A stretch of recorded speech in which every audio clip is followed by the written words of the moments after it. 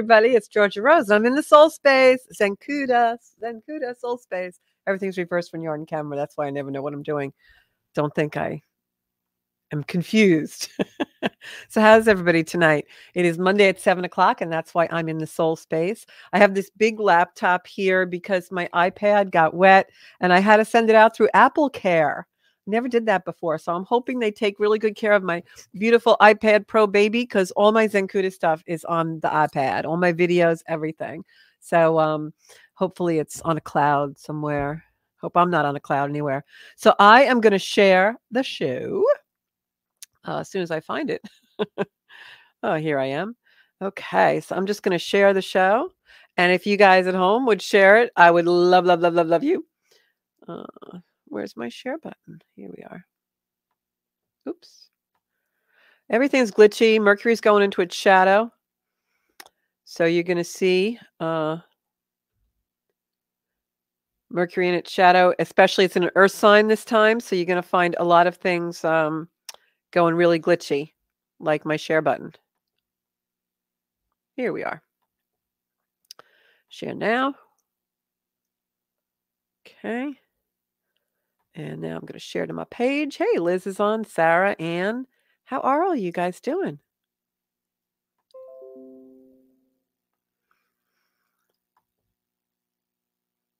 I am live now in the soul space. So I have to tell you guys, it's going to be quite a week leading up, actually a couple of weeks leading up to the April 20th eclipse that we have coming in.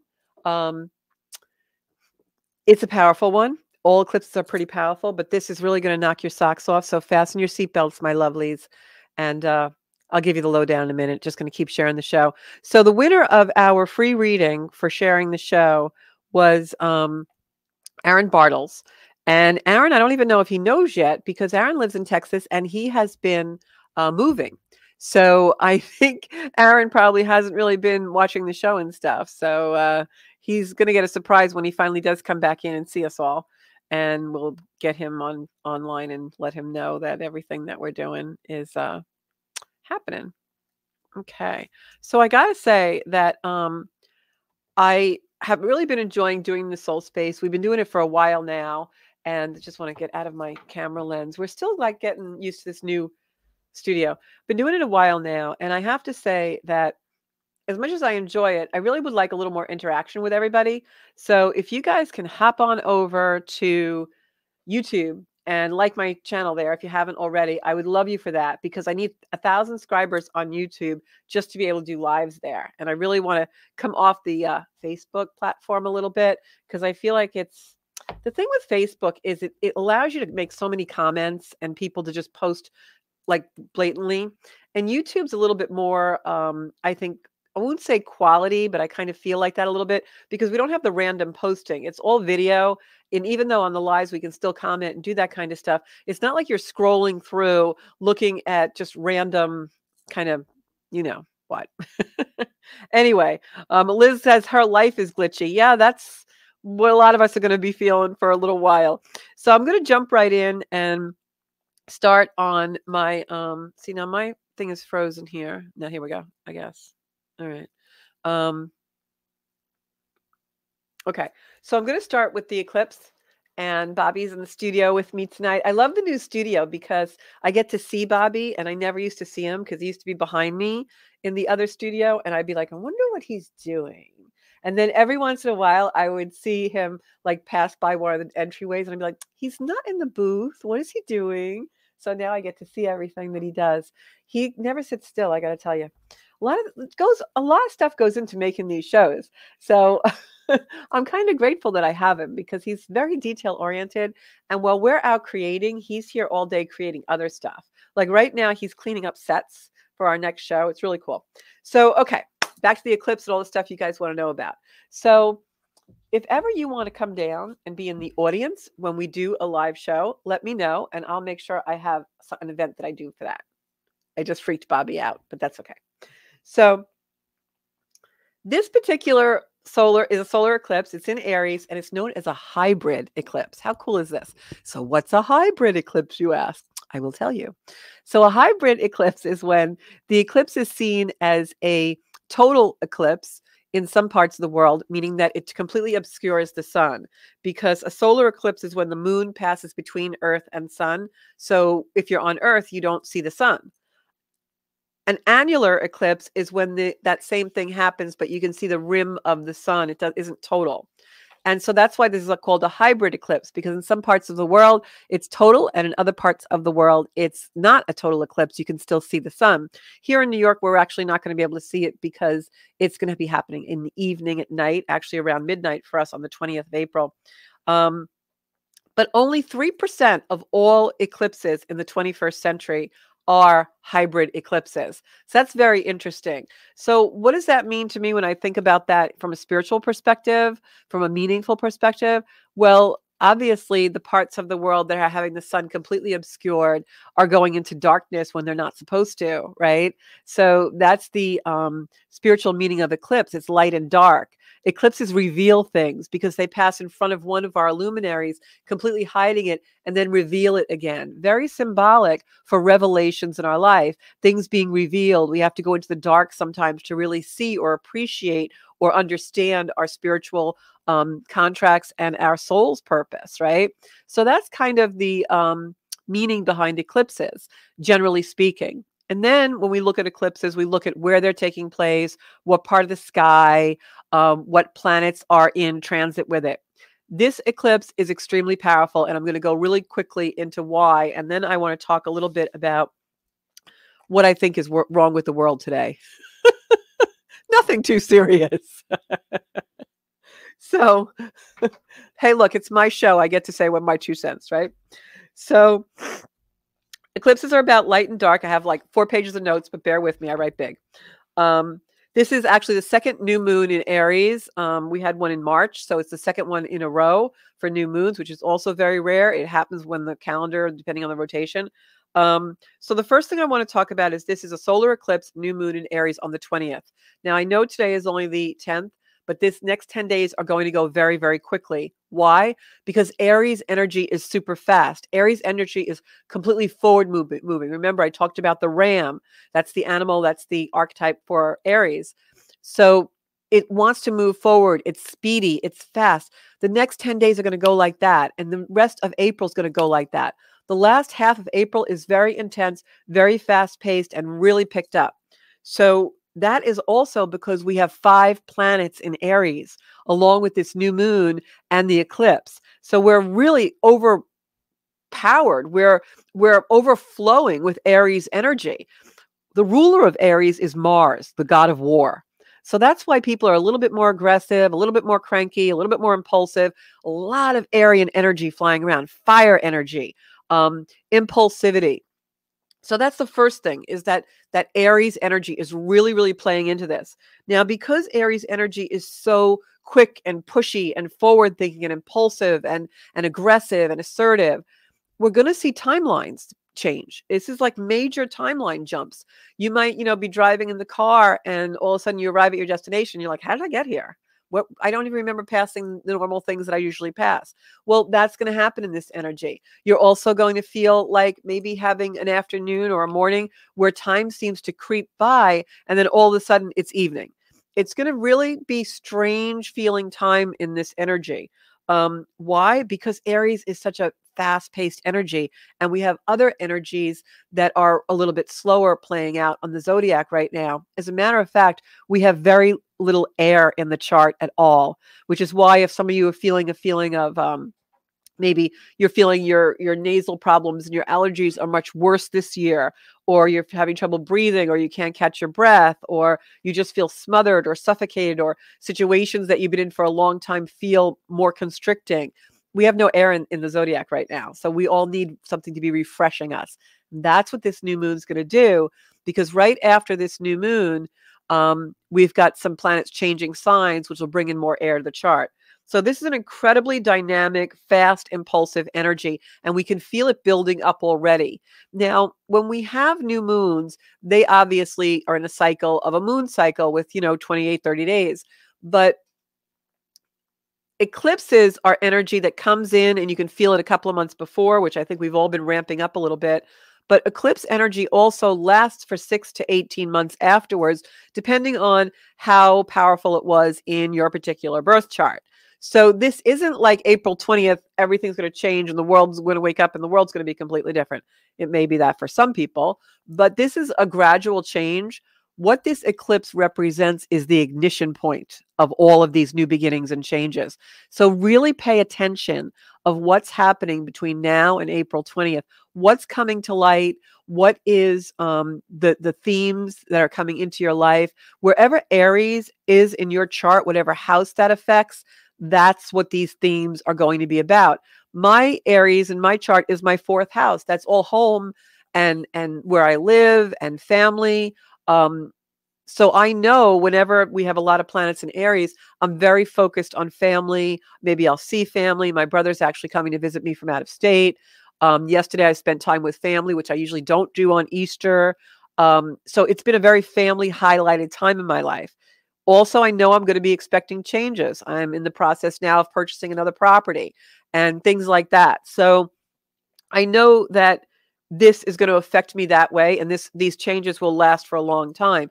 This is all about new beginnings. And for me, I know, like, for instance, the property that I'm buying, a home, even though I'm not going to be living there for quite some time, if ever, it's a second property for me that will be a chance at a new beginning for something. So this is the type of energy. So look where Aries is in your chart. Now, there's 5 planets in Aries right now. The sun and moon, of course, are going to hit there because that's why it's going to be an eclipse. The sun and moon are together. Jupiter is in Aries. Jupiter expands everything. Chiron is in Aries. That's our wounds, where our wounds come from, the wounds we bring into this lifetime in order to heal them. And then the 5th planet that's in Aries right now is a planet called Eris. Eris is the goddess of discord. Eris, a lot of people call her the bad witch you have to invite to the party, because if you don't, something bad's going to happen. Because the story of Eris is that Eris was not invited to a party, and so she arranged for the people at the party to eat some poison apples. So that's the mythology behind Eris. You can find that online and read it. But basically, Eris is the goddess of discord. And usually when Eris is highlighted in a chart, it causes people to take revolutionary ideas and act on them. It makes people fight. It makes people be in discord. So those are the 5 energies that we have in Aries. Plus Aries is ruled by Mars, the god of war. So that's why we have all this aggressive energy. But we can still use that for really good practical purposes and in order to grow our life forward. This is an energy for change. And I know we've been talking about energy for change for a long time.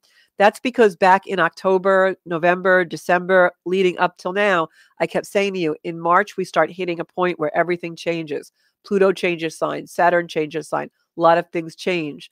Now, this is the ignition point for all of those changes. So this is the energy of change. Very, very important to stay in love, because as the energy comes in and starts changing certain things, wherever it's highlighted in your chart, you're going to see people around you, situations around you may come in to test you, because it's Aries energy. And Aries energy is all about the I am. It's all about our self-sufficiency. It's all about who we are as people. It's about soul growth. Aries is an energy, if you have an Aries person in your life or you're an Aries, they're very self-assured. They're very self-sufficient. They're the ram. They come in the room, they know exactly what they want. They're going to get it, even if they're a little bit impulsive. They can be aggressive, but they're certainly no shrinking violets. They're certainly not insecure people. They are people who forge the course, stay the course, and to a certain point, they go after it. After they reach a certain pinnacle, they like to delegate. That's why your CEOs of companies are very Aryan energy. But Aries is an energy of assertion. It's also, this particular energy is a North Node eclipse as opposed to a South Node. North Node eclipse means it's about our destiny. It's about our soul mission. It's about our fate. So put all that stuff I just said together, and what does it mean in a couple of sentences? This eclipse is going to wreck things. This eclipse is going to come in. It's going to be really aggressive. It's going to break things down. It's going to crumble old structures. Why? Because anything that's not of your soul purpose, this eclipse over the next few months is going to bring that to highlight. It's going to bring that to a level of intolerance so that you have to change it. Aries energy is all about how have I changed and grown to understand myself? What are the blockages in your way preventing you from doing that? This eclipse is going to tear them down. That's it in a nutshell. Then we have other things happening right alongside this eclipse. First thing is the North Node that's really affecting this eclipse in July, that goes into Aries. So leading up to that, it sets up a very intense energy for the next 18 months. But it's intense energy that we can use to propel our life forward. It can be really motivating if we stay out of the conflict, out of the discord that Eris is going to cause, and out of the destruction that Pluto squaring this eclipse is going to cause. Pluto is the planet of transformation. Pluto transforms by destroying things on us. It doesn't do that to be mean. It does that because in the end, we're grateful. The things that we can't see, we have a blind spot about. Well, Pluto comes in and changes them so that we're like, wow, that was one of the hardest times of my life, but I'm so grateful for it because it brought me where I am now. So it's really almost like a healing crisis. But the beautiful thing about this is that we emerge with a sense of self and self-sufficiency that we've never had before. That's the whole point of Arian and Aries energy. Out in the collective, this is going to be an angry energy for some people. It's going to be a push because when we're pushed into developing our sense of self, for some people, that's really overwhelming. And when people are overwhelmed, they're scared. So when people are scared, they're angry, right? For some people, they don't want things to crumble, even if they're blocking their path in life. They want everything to stay the same. So they're going to get angry when those things are dismantled. Pluto in Aquarius is all about how do we fit into the community, the world, and really embody what we came here to do. That's the message of Pluto in Aquarius. It doesn't give us that message gently. Unlike Saturn, who's the authority and restricts things, Pluto comes in and breaks the energy. And during this eclipse, Pluto is squaring the eclipse. So this is really about us coming into our own selves, our own sufficiency, our own growth, our soul's purpose. And I know that might sound really lofty for a lot of you, but quite frankly, isn't that what has to happen in the world? And isn't that really what's wrong with the world? Is we're all so distracted by things that we really shouldn't even be giving attention to anyway. So maybe we have to have some of those things removed so that we really give our soul the attention it deserves.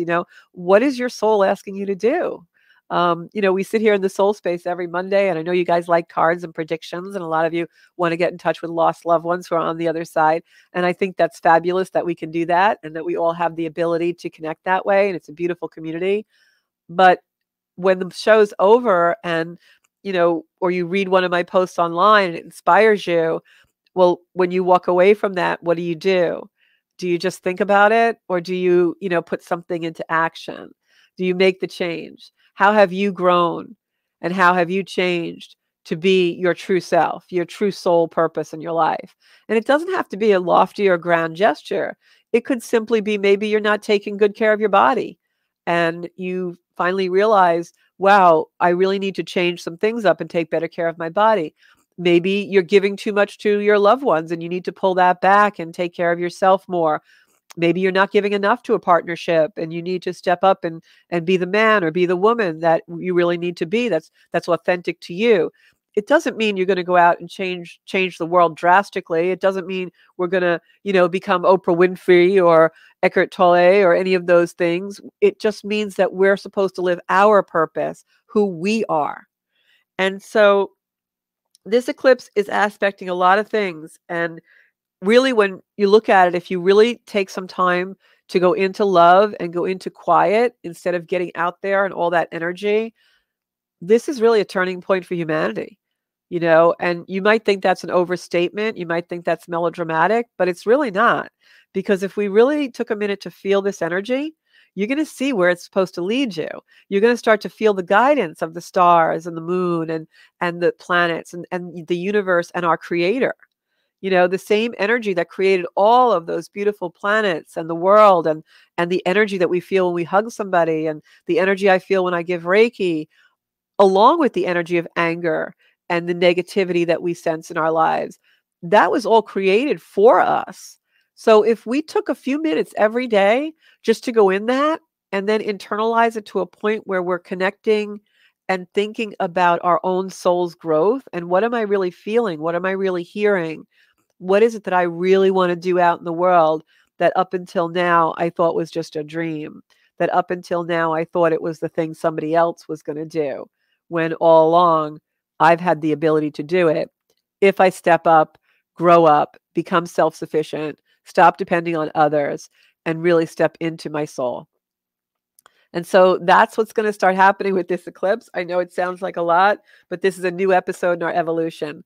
You know, eclipses, especially a North Node eclipse, it's an arc of development that we should all be really excited about.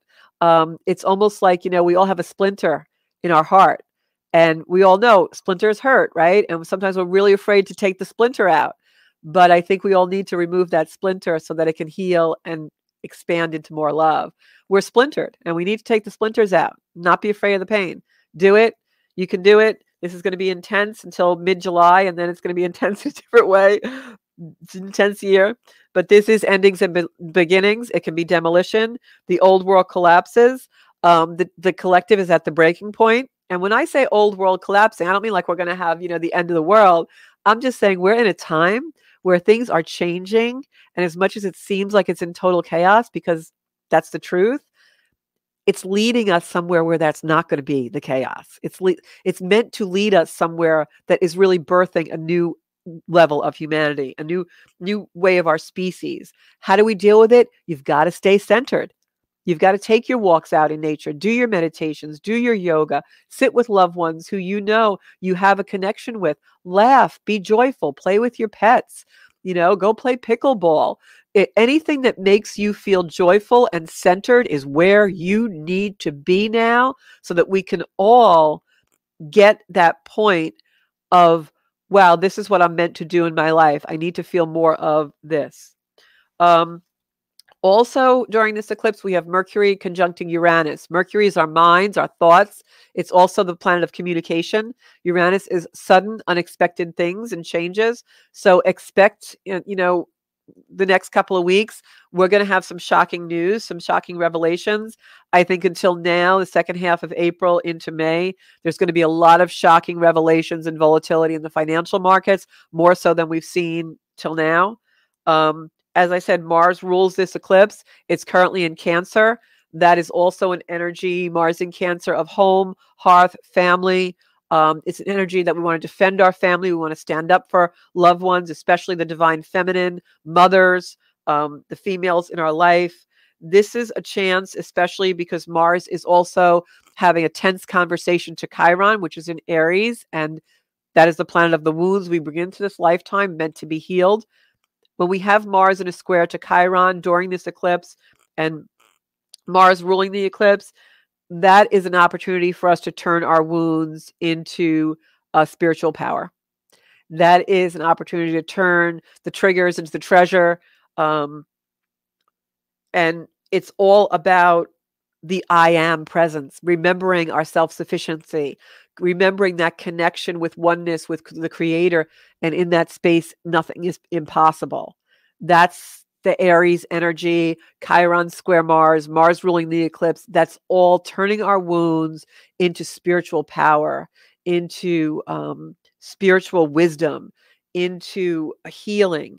Remember that self-sufficiency, going into a place where we can lead ourselves through the wounds, through the hurt, through the pain, through the things that are being taken away or dissolving for us. Whatever emotion they bring, there's power in that emotion to bring you to the healing and into more connection and spiritual power with your creator. Just stay centered, all right? And then lastly, we've got Jupiter in that exact conjunction with Eris, that goddess of discord. So this is a fight against injustice. You're going to see people rise up against injustice in order to find more balance. I think you're really going to see that a lot. So identify where what house Aries is in your chart. This is where everything is going to come through, your energy and your themes. So as I said before, this is energized in order for us to really obtain what we want if you use the energy that way. You know, you can listen to this and you can think it's scary or intense, which it can be, right? It's scary to change. It's scary to move into uncharted waters. It's scary for humanity to evolve.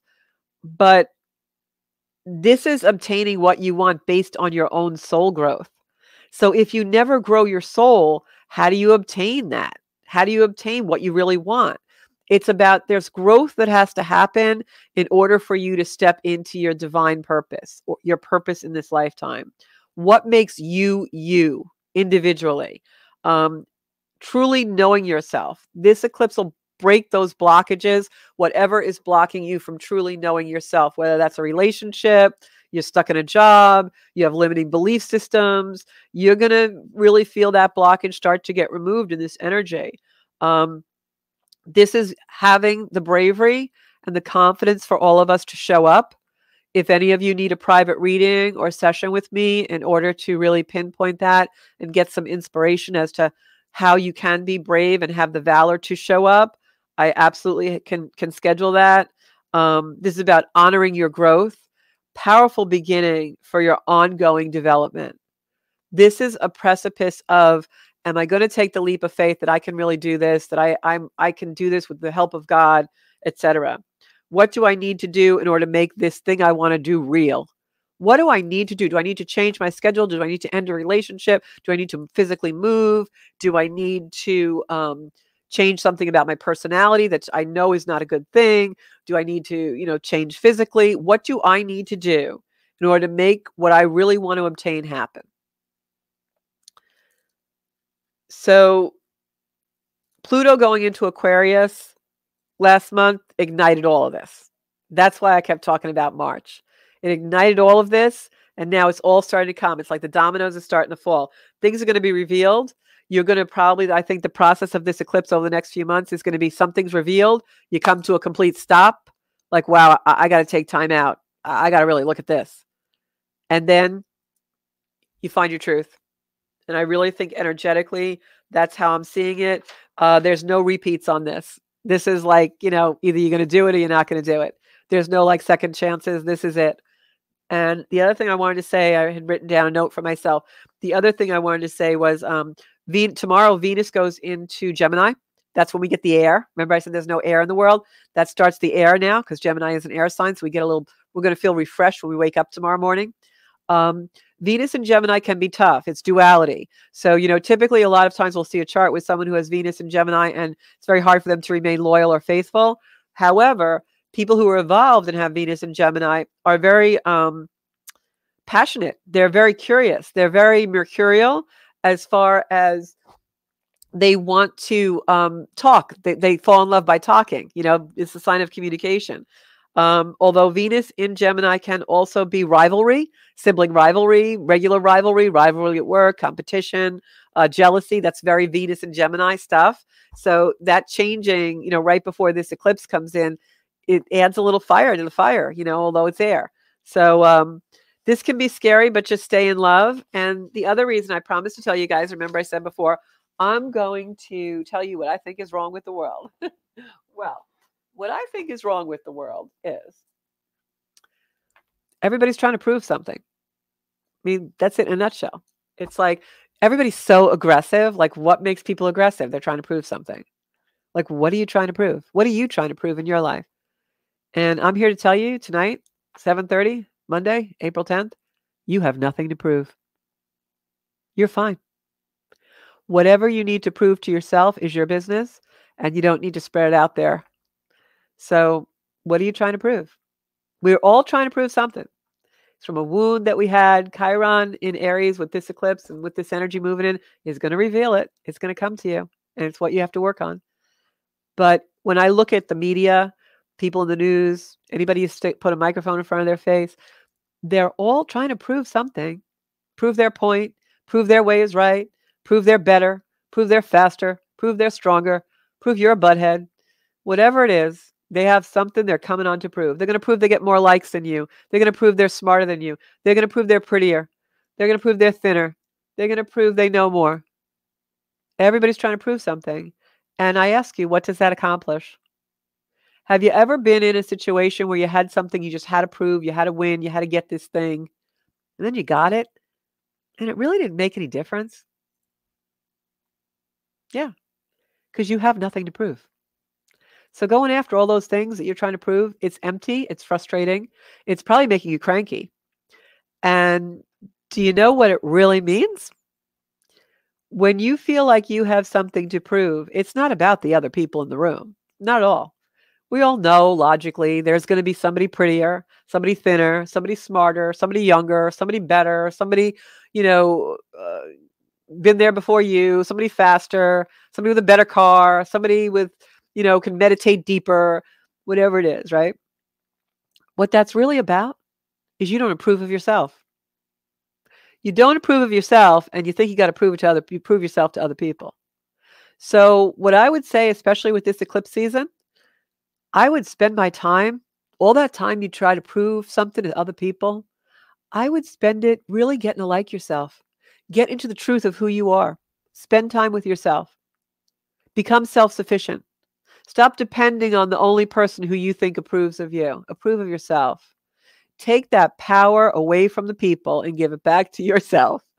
And you're going to live such a happier life with so much more freedom.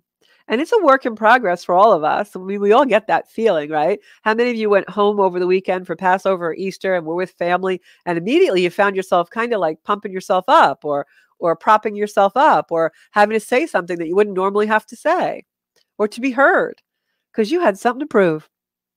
We all do it. We all live like that. And I've come to the conclusion, maybe it's taken me half a lifetime, but I've come to the conclusion that I'm not wasting energy on that anymore. I know who I am. I think I'm okay. I'm great at some things. I'm not so good at others. I could probably improve a lot of things in my life. I work hard at that. But I don't really feel like I have anything to prove anymore. I am who I am. I'm in the space I want to be. I've created a beautiful life. I have aspirations to create more beauty and more love in my life. And that's what I'm going to focus on. So stay centered and get yourselves in a place where you approve of yourself and you have nothing to prove to anybody else. All right. And if you're surrounded by people who demand you to prove yourself, they're probably not the people you should be surrounding yourself with. So maybe the eclipse will take care of that. So I am going to go into my comments now. And I hope somebody thought that was funny. Hi, Ann. How are you? Hi, Sarah. Hi, Liz. Okay, I feel like everybody's having a little bit of a tough time this week. It's just the energy. And remember, everything's temporary. If you are in a spot where something has just, kind of been released or something for your betterment is a little tough right now, even though you can see the rainbow at the end, remember, it's all temporary. We all go through things. We all have our tough days, our tough months, our tough years, but they never last forever and they're only temporary. And we're all here to support you guys. Everybody's here to support everybody. So I'm going to actually send up some hearts to everybody right now so that you all can get a little love from me. So I can do that for you. And thank you everyone for tuning in. Hi, Janine. Hi, Marianne. Joanna Maya's on. Will my problem resolve about the blood relatives? Well, I will say that it depends on what chart, what house of your chart your Aries is. But I will say that this type of energy, especially while the moon is in, Mars was in Cancer, that's all about family. So I would wait. I think Mars comes out of Cancer in another, 3 weeks or 4 weeks. I got to look on the calendar. But that's probably when family issues will resolve more, because when Mars is in Cancer, it's all about family upheaval. Natalie's on and she says her moon is in Aries.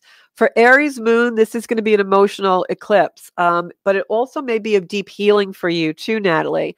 What can happen, depending on the house it's in, but what can happen in an eclipse like this, if it's affecting your moon sign, is, especially with Chiron there and some of these other planets, it's squaring Pluto, you may have a big release where something is maybe removed or dissolved, but that something may be a wound that you've been working on for a long time.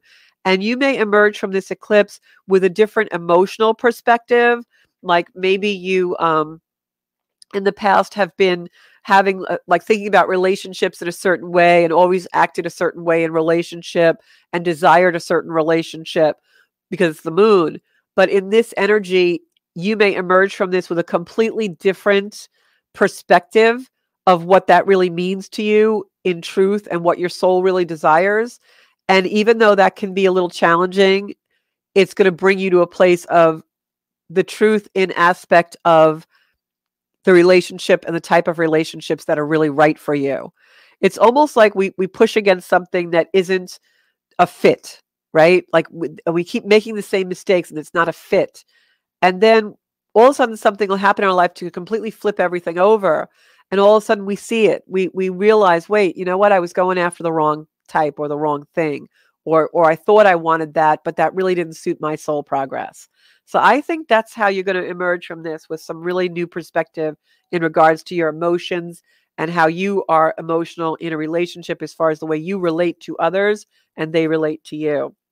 Aries in the 12th house, Sarah, that's all about soul work, deep growth with the soul. It's also about dreams, wishes. The 12th house is the last house of the zodiac, and it's the house that we have culminated to do all of our growth work in. It's like all the other houses that we've learned and grown from. In the 12th house, it all comes into an embodiment of our spirituality and our soul.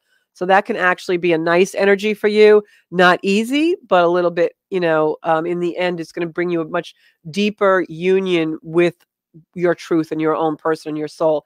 A lot of self-sufficiency there as well. It can also be finally balancing family relationships and things like that. Hey, Chris, thank you so much. I owe Chris a reading, actually. We did one half. And then, Natalie says she relates to that. Yeah, and I want to just say to Natalie and anyone out there, because I get it, I was in times like that myself. Whenever we're really in those like times when just everything's changing and it's hitting us, realize it's a crisis, but it's a healing crisis. It's all happening to bring you somewhere. And try not to ask, why is this happening? Ask, where am I going with this? That's really what you want to focus on. Where is this leading me? What is my soul trying to get me to understand? Meditation, spending time, even though you may be lonely, spending time alone really helps when you're in that type of part of your life, guys. And the other thing I'm going to say, and it's so hard because when we're in these healing crises, we oftentimes, you can't see that expression, you can't see the forest for the trees, but people used to tell me all the time, stop resisting it. Stop trying to keep what is old now. Stop trying to hold on to things that no longer make sense. Go with the flow, move forward. And so that's really what this energy wants us to do. It wants us to let go. It wants us to release and trust and move forward. Affirmations are really good in this energy. Surround yourself with positive people. Aries moon will have a little bit of a less challenging time, believe it or not, on Natalie, because Aries moon wants to move forward. You're always looking for the next thing. That's kind of how that works. Hey, Laura, how are you? Amanda, Joanne, Lizzie. Welcome, Lizzie. Venus and Gemini. That's good to hear. Laugh out loud. I need to wake up feeling refreshed for a change. Yeah, the Venus and Gemini energy is coming in tonight. When we wake up in the morning or throughout the day tomorrow, we'll feel a little more refreshed.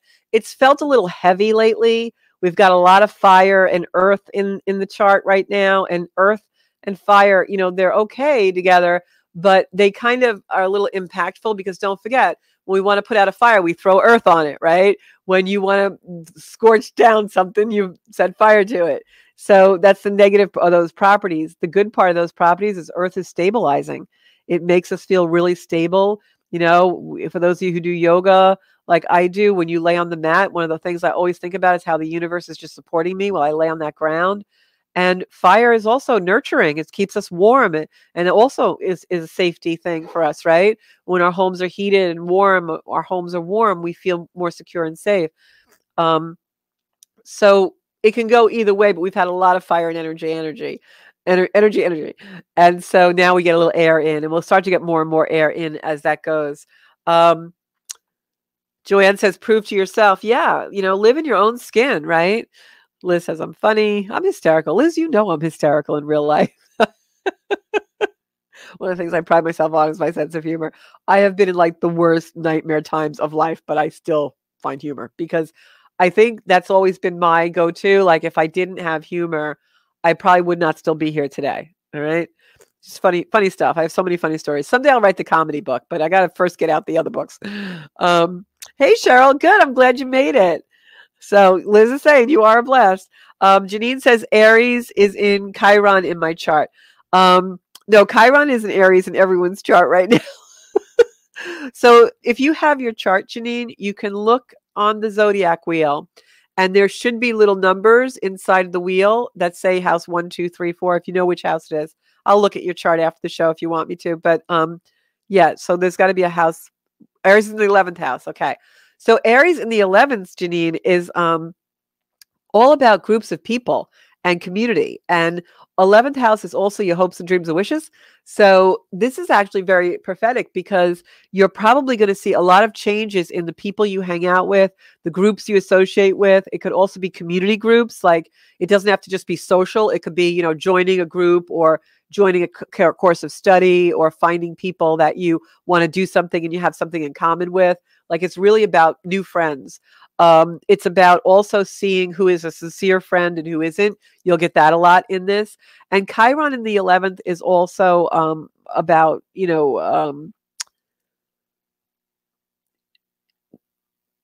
about fitting in. It's about being accepted, feeling like you don't always fit in with groups of people, feeling like you're the oddball, you're always left out. A lot of people have that energy in with Chiron and Aries. And I have to say that this eclipse will bring that up for a lot of people.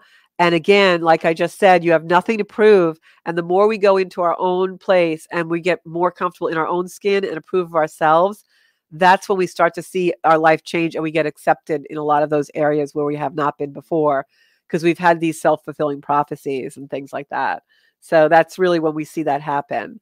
How does Gemini get along with Gemini? Well, what I can say is that's going to be some really stimulating conversations. Geminis are awesome conversationalists. You know, that air, that communication. Geminis don't have a long attention span. They usually know a little bit about everything, a lot. I love to sit next to Geminis if I go out socially or I'm at a cocktail party because you'll have a really great time because they'll really keep you entertained. But like I say, Geminis don't have that stick-to-itiveness. They're not like for the long haul in a subject. Geminis need a lot of activity. They need to constantly be entertained. So that's, you know, the up and down. So two Geminis together, put it together, you got a lot of air. They need grounding. If I was in a relationship or in a partnership or had someone in the family who's a Gemini, I would make sure I walked in the woods with them, you know, really do more earthly type things to be grounded, garden. You don't want to do things that are like really hyperactive because Gemini is also in their head all the time, you know, air sign. I'm a Libra sun, so I'm in my head a lot too. So you want to do things that are going to pull the energy down into the heart space, pull the energy down into the ground. Depending on what else is in the chart, especially if it's a romantic relationship, you have to do things in order to ground before you get to the romance because Aries or Gemini is going to be in the head and you want to bring the energy down into the heart. Yoga is good. Meditations are good. You know, just stamping your feet on the ground, even be where your feet are. Yeah, that's the Gemini energy.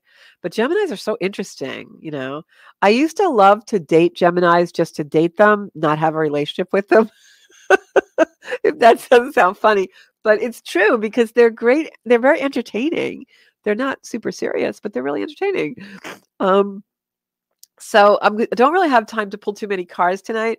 So I think what we'll do is I'm just going to pull a few cards for the collective and we'll pull a few cards. Also, I want to give a shout out to my friend Yvonne. It is her birthday this week and I love her so much. She has been such a beautiful light in my life. I would not know what to do without her. And she watches, she's not on social media. She watches the show online. And also I wanted to shout out to her and tell her that I love her and that we have to celebrate her birthday. We got the eclipses coming in for her birthday, new moons and all kinds of things. Oh, and the other big thing that's happening tomorrow, guys, Jupiter and the sun are together. This actually starts a whole new 12-year cycle for Jupiter and Aries. So think about where you were 12 years ago, what you've accomplished and grown since then, because that is the theme for this week and the next few months. Jupiter going to a whole new 12-year cycle. Jupiter in Aries. They're all sending you out happy birthday wishes in the comments, Yvonne. So see that? You got some love tonight. All right. So true. Cheryl says pickleball's out for the Gemini. I would maybe go play pickleball to have some fun, and then maybe take a walk in the park afterwards, or a walk in the woods. Again, depending on what else is in the chart. The thing with air signs is you don't always want to walk by the water, because water and air, you're going to drown. But yeah, I would definitely do some grounding like that. You might want to go do yoga together even, but they might, that also might be hard because you might not be able to sit that long. You're Gemini. So I'm going to pull some cards for the collective. So Sun and Jupiter together, that happens tomorrow. And that is a beautiful, beautiful energy for all of us. If you have anything you're trying to manifest, Sun conjunct Jupiter is like the day to get it to blast off a little bit. See, I got the Sun card here. We're talking about the Sun going into Jupiter. And look what I pull, the Sun card. There's new beginnings. The Sun coming there. It is just, that's the card in the deck for good health, new beginnings. We've got the 3. Right here, 3 of Pentacles, which is abundance. This is spirituality. This is, the man giving the sermon in the church. And then we've got the Knight of Wands upside down. That's an indication that maybe some of this fire energy is going to start to level off a little bit, which it will, because we have planets now shifting. This particular eclipse actually happens at 29 degrees of Aries, which is the last degree of the sign. It's called the anaretic degree. So that's why you're seeing the Knight of Wands upside down reversed. That fire energy, which is what the Knight of Wands represents, is moving. After the eclipse on the 20th, it goes into the earth sign of Taurus, the moon. So and it starts to co-join other signs, which brings us more energy. But I'll talk to you about that when we get further along. And then we've got this beautiful union. This is also soulmate, new beginnings. The Star card. Wow, this is a great reading for the collective, for everybody in the world. And that's going to be the reading for me. Okay, so this is the story, guys. Sun, beautiful, health, new beginnings coming. Stay in your spirituality. You may even want to read, sutras or the Bible, or, some kind of really beautiful texts that are spiritual for you, because you want to learn, you want to grow your spirituality. You want to really firm up that beautiful spiritual foundation. The Knight of Wands in reverse really symbolizes for me the fire energy lessening as that moon goes into Taurus and other planets start to move. We've got, like I said, Venus going into Gemini. We start to move out of the fire a little bit, because the Knight of Wands is that fire. It's that like 911 card, emergency, red alert. And then this card here is actually the most beautiful card in the deck. The 2 of Cups is the soulmate card. It means union, new beginnings. You've got this beautiful Archangel Gabriel above giving you clear messages, and it's up against the Star card. The Star card in the deck is the card where we have everything. We've got the earthly pursuits and the spiritual pursuits, and we are combining them to give us abundance in our life. This is the flow of life, universal love, the rebirth. The Strength card, Leo. On top of the lion's head is the Infinity card. And I think this is coming through as a message for us that we don't want to go into the aggression. How does a lion tamer tame the lion? Through compassion, through trust. He doesn't beat the lion into submission. He doesn't have anything to prove. He knows the lion is going to trust him eventually, as long as he keeps giving it love. That's the message of Leo. And this is the Leo card. The message of Leo is always that the power of love far outweighs the love of power. That's a very strategic card for the energy that we talked about tonight we have coming in. And then in reverse, we have the 3 of Swords, which is the literal heartbreak card, the death card for some. And this is in reverse, meaning the end of time. It's coming to the end of this. It's reversed. It's waning. It's going to start to go into the past. If we follow the message of this card and stay into our spirituality, go into the abundance of life. And remember, our strength comes from love, not the other way around, right? Our love of strength. We don't need to be right. We need to just be in love. Then the heartbreak ends. So that's my show for this evening. Thank you all for tuning in. You can find me on Facebook on Georgia Rose Zenkuda, and you can also find me on Instagram at Zenkuda Official, and online every Monday night at 7 o'clock on Zenkuda. If you'd like a private reading, just give me a call anytime on Facebook, Instagram, or my website, zenkuda.com. Thank you all. Have a beautiful week. In meditation, I will pray for everything and all these changes to be gentle for you. Thank you so much, and I look forward to seeing you guys again Monday night at 7. Bye-bye.